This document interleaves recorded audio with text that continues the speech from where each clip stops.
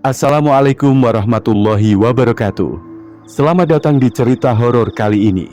Sebelum kita mulai, jangan lupa untuk like, subscribe, dan nyalakan lonceng notifikasi agar kalian gak ketinggalan kisah-kisah seram yang akan membuat malam kalian semakin mencekam.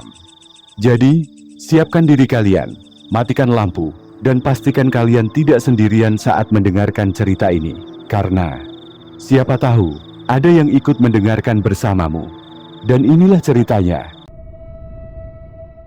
Aku, Rian, Sinta, dan Bayu memulai pendakian ke Gunung Kendang, sebuah gunung yang terkenal dengan jalurnya yang cukup berat dan cerita mistisnya. Aku sendiri bukan orang yang percaya pada hal-hal gaib, tapi dari awal perjalanan ini, ada sesuatu yang terasa tidak beres. Kami memulai pendakian sekitar pukul 5 sore, berharap bisa mencapai pos 3 sebelum malam tiba. Gunung Kendang terkenal dengan hutannya yang lebat, jalurnya yang curam, dan suasana sunyi yang mencekam. Hanya suara langkah kaki dan hembusan angin yang menemani perjalanan kami. Kita harus cepat kalau mau sampai pos 3 sebelum gelap, ujar Bayu, yang sejak awal sudah berjalan paling depan. Sinta yang berjalan di belakangku tampak kelelahan. Masih jauh nggak sih? Tanyanya sambil mengelap keringat di dahinya. Aku menengok ke belakang, melihat wajahnya yang mulai pucat. Sebentar lagi, harusnya sekitar 15 menit lagi kita sampai. Namun, entah kenapa, semakin lama rasanya jalur yang kami tempuh terasa semakin panjang. Aku melihat jam tanganku, sudah hampir pukul 7 malam, tapi pos 3 belum juga terlihat. Seharusnya kami sudah sampai, tapi yang terlihat hanya pepohonan lebat dan kabut yang mulai turun perlahan. Perasaan kita udah jalan lama banget, tapi belum sampai juga, gumam Rian. Suaranya terdengar ragu, seolah dia mulai merasa ada yang salah. Aku mengangguk setuju, kayaknya kita muter-muter di tempat yang sama. Kami semua saling berpandangan, perasaan tidak nyaman mulai menyelimuti. Udara semakin dingin dan angin yang bertiup membawa bisikan-bisikan halus yang samar terdengar. Aku mencoba berpikir rasional. Mungkin ini hanya efek kelelahan. Tapi tiba-tiba Sinta berhenti melangkah dan memegang lenganku erat. Dengar itu, bisiknya dengan suara gemetar. Aku memasang telinga. Awalnya, hanya ada suara dedaunan yang bergesekan. Tapi beberapa detik kemudian, terdengar suara langkah kaki di belakang kami, seolah ada yang mengikuti dari jauh. Aku menoleh, tapi tidak melihat siapapun. "Siapa di sana?" teriak Bayu. Suaranya menggema di antara pepohonan. Tidak ada jawaban, hanya keheningan yang semakin terasa berat. Aku mulai merasakan bulu kuduku meremang.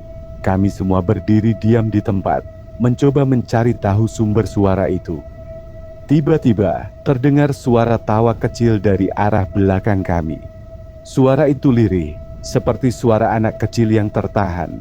Namun cukup jelas untuk membuat kami semua membeku di tempat. "Jangan bercanda," seru Rian, suaranya bergetar. "Tadi bukan kalian?" tanya Sinta dengan suara yang hampir tidak terdengar. Aku menggeleng. Kami semua sadar suara itu bukan berasal dari salah satu dari kami. Ada sesuatu di sini. Kami memutuskan untuk mempercepat langkah, berusaha mencapai pos 3 secepat mungkin. Jalanan semakin menanjak dan kabut semakin tebal. Suara langkah kaki yang tadi terdengar masih mengikuti kami, tapi kali ini lebih cepat, seolah sedang berlari mendekati kami. Aku bisa merasakan detak jantungku berpacu. Aku ingin menoleh ke belakang, tapi rasa takut menahan kepalaku untuk tetap melihat ke depan. Akhirnya, setelah berjuang melawan ketakutan dan kelelahan, kami melihat pos 3. Sebuah area datar dengan papan petunjuk kecil dan sebuah gubuk kayu yang sudah lapuk. Tanpa berpikir panjang, kami segera berlari ke arah gubuk itu. Begitu kami sampai, suasana di sekitar tiba-tiba menjadi sunyi. Tidak ada suara serangga, tidak ada hembusan angin. hanya keheningan yang begitu pekat. Lalu terdengar suara pelan, seperti bisikan yang berasal dari dalam gubuk. "Kenapa kalian datang ke sini?" Suara itu terdengar begitu dekat, seolah berasal dari dalam gubuk tempat kami berdiri. Aku, Rian, Sinta, dan Bayu saling berpandangan. Tubuh kami membeku di tempat. Bisikan itu begitu jelas, terdengar seolah berasal dari dalam gubuk kayu di pos 3. "Kenapa kalian datang ke sini?" Suara itu lirih, pelan, tapi terasa menusuk hingga ke tulang. Aku menelan ludah, berusaha berpikir logis. Mungkin itu hanya suara angin. Tapi saat aku melirik ke Bayu dan Rian, aku tahu mereka juga mendengarnya. "Ada orang di dalam?" tanya Rian dengan suara serak. Bayu menggeleng pelan, matanya menyapu setiap sudut gubuk yang gelap.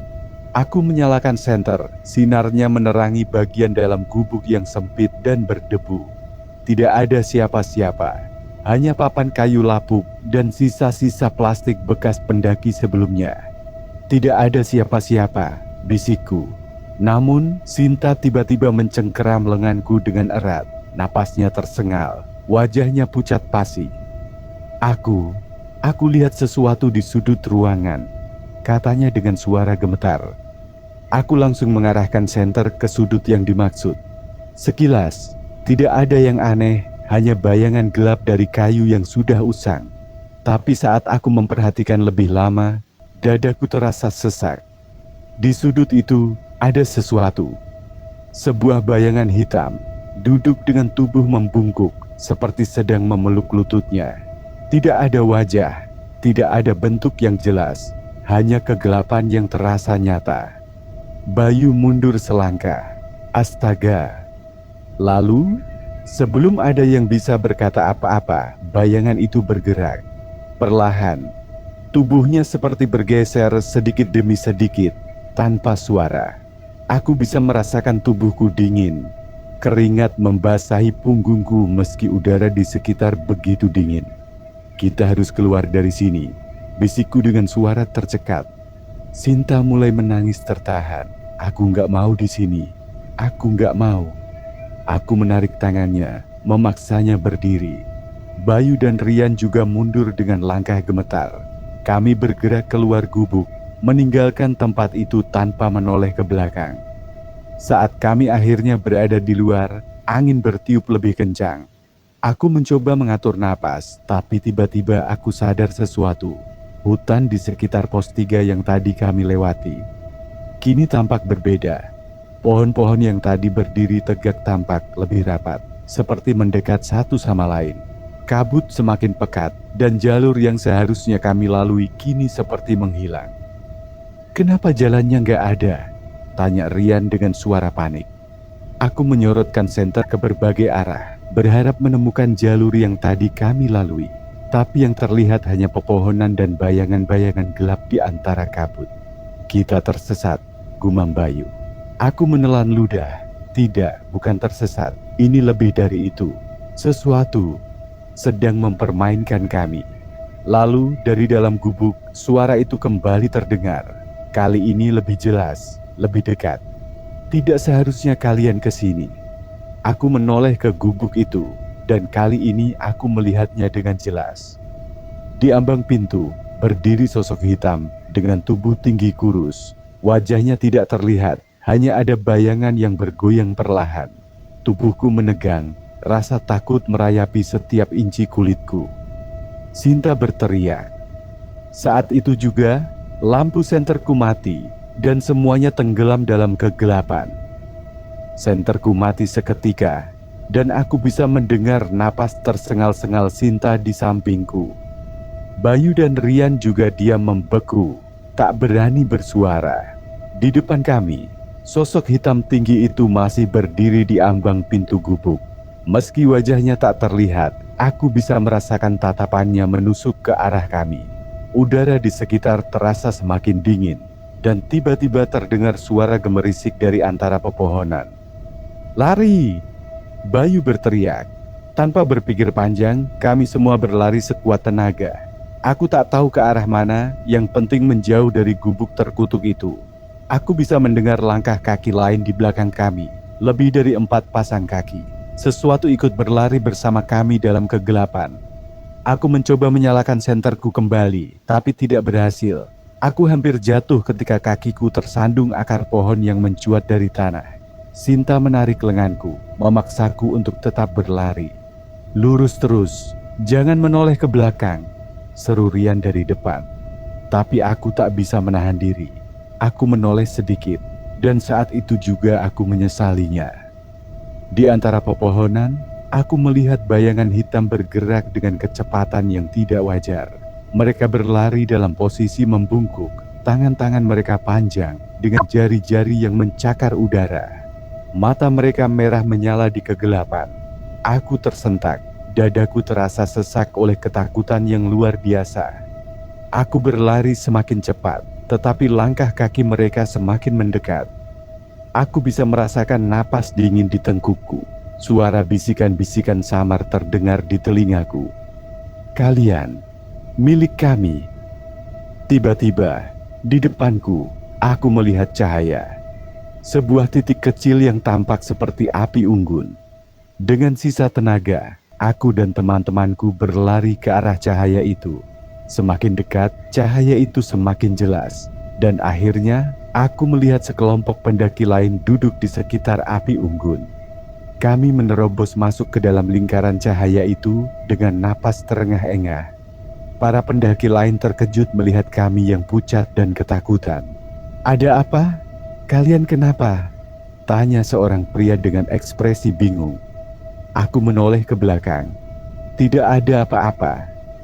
Hutan yang tadi terasa menyeramkan kini tampak seperti biasa, gelap namun tidak lagi dipenuhi kabut. Sosok-sosok hitam yang tadi mengejar kami lenyap begitu saja. "Apa?